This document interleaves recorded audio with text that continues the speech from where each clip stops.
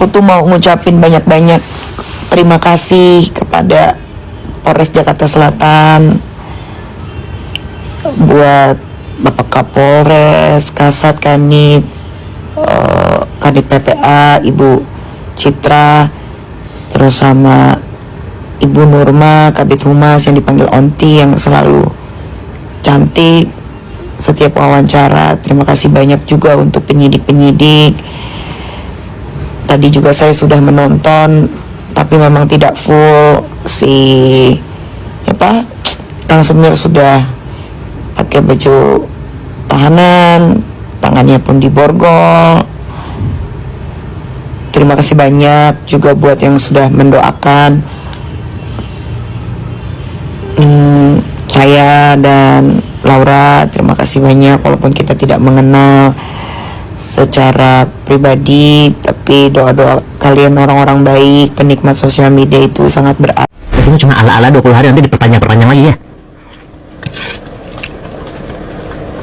biar nggak tantrum aja. Kalau misalnya langsung ditahan banget kan kaget. Jadi ada bahasa Fadel akan ditahan 20 hari ya kan. Nanti udah ketemu pasal lainnya nggak bakal boleh pulang. Itu cuman apa, taktik aja, taktik penyidik untuk menahan Fadel gitu. Karena tadi kalau yang aku lihat si Rasman ngomongnya karena apa? Karena BAP-nya Loli sama BAP-nya Fadel nggak sinkron guys. Yang tentang apa ya? Tentang hamil atau tentang apa gitu. Pokoknya nggak sinkron ya. Jadi ada si Loli menyatakan apa, si Fadel menyatakan apa, nggak sinkron.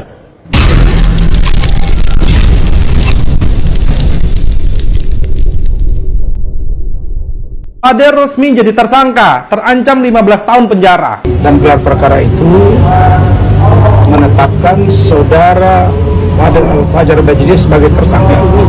7 bulan bukan waktu yang sebentar. Saya sudah pernah bilang,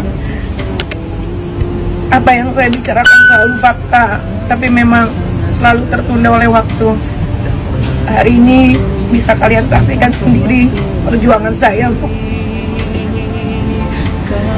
membela anak saya Laura, walaupun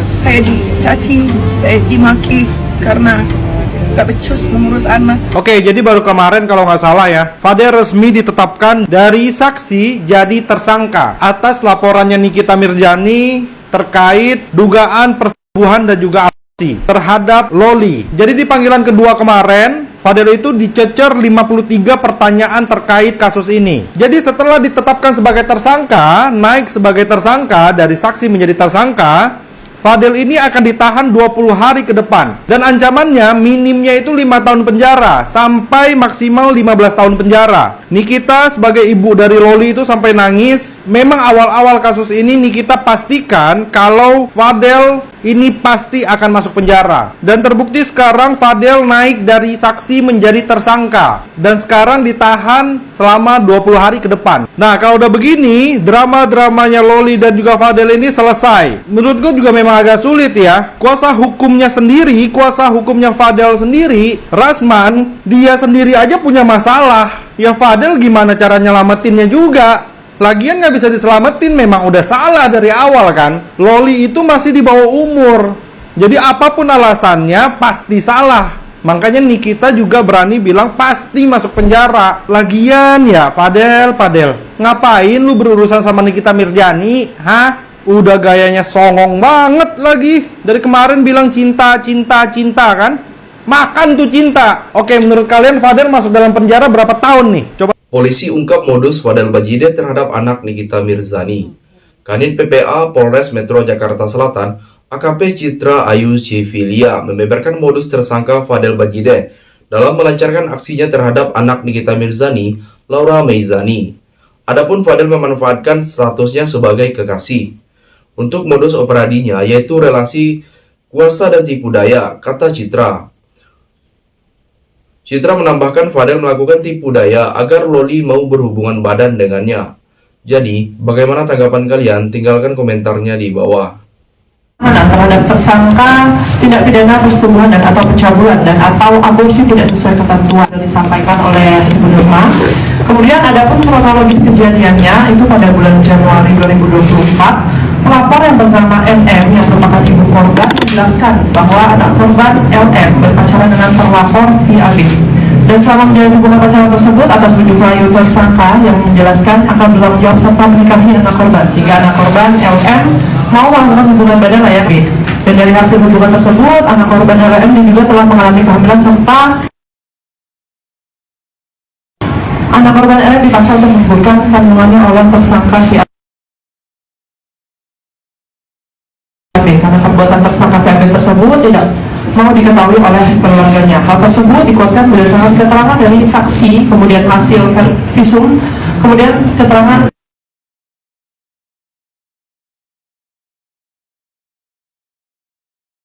ahli dokter atas kejadian Polres Metro Jakarta Selatan. Untuk modus operandinya yaitu adalah relasi kuasa dan tipu daya. Kemudian barang buktinya yang sudah kami amankan yaitu adalah hasil pemeriksaan visum, kemudian keterangan saksi ahli, kemudian handphone milik saksi. Lalu tindakan yang sudah kami lakukan antara lain adalah melakukan pemeriksaan terhadap korban, kemudian pemeriksaan saksi dan saksi ahli, kemudian pemeriksaan terhadap tersangka, kemudian pemeriksaan terhadap tersangka, kemudian pemeriksaan terhadap tersangka, kemudian pemeriksaan terhadap tersangka, kemudian pemeriksaan terhadap tersangka, penyitaan terhadap barang bukti, kemudian kita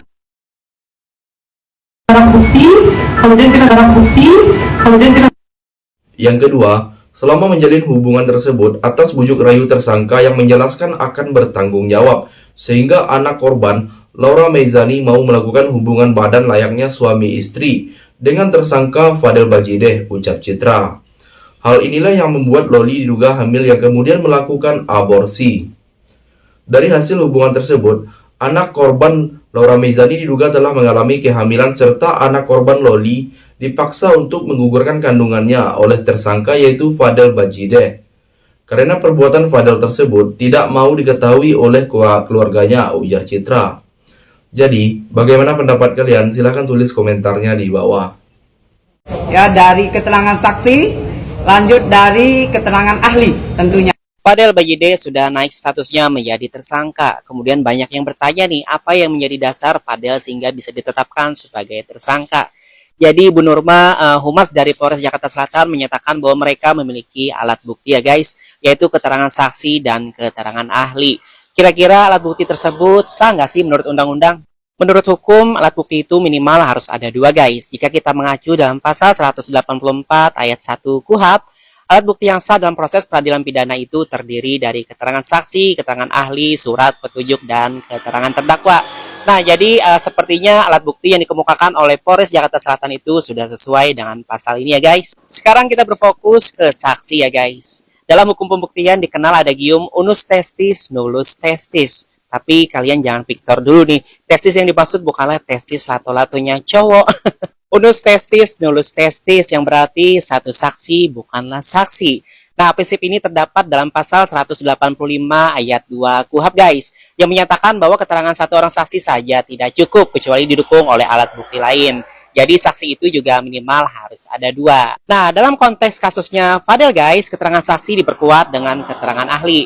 Keterangan ahli ini berfungsi untuk memberikan analisis berdasarkan keilmuan yang relevan dengan kasusnya Fadel.